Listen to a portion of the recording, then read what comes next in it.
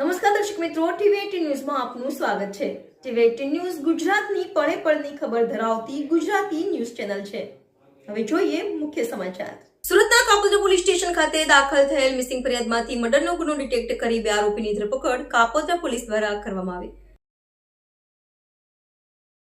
સુરતના Kapodra police station ખાતે દાખલ થયેલ મિસિંગ ફરિયાદમાંથી મર્ડરનો ગુનો ડિટેક્ટ કરી 2 આરોપીની ધરપકડ કાપોદ્રા પોલીસ દ્વારા કરવામાં આવી છે। તેમાં ફરિયાદી આરતી દેવીએ પોતાના પતિ પ્રમોદ ચૌધરી ગુમ થયાની મિસિંગ દાખલ કરાવી હતી। ત્યારે પોલીસને તપાસમાં જાણવા મળ્યું કે પ્રમોદ ચૌધરીનો સાળિયો અન્ય કોઈ યુવતીને ભગાડીને લઈ ગયો હતો।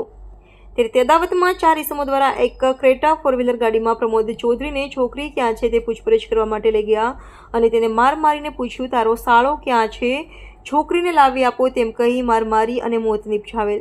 ત્યારે મિસિંગમાંથી હત્યા અને અપહરણનો ગુનો દાખલ પોલીસ દ્વારા કરવામાં આવેલો। પોલીસે 2 આરોપી નિતેશ અને દીક્ષિતની ધરપકડ કરી અને આગળની કાર્યવાહી હાથ ધરી।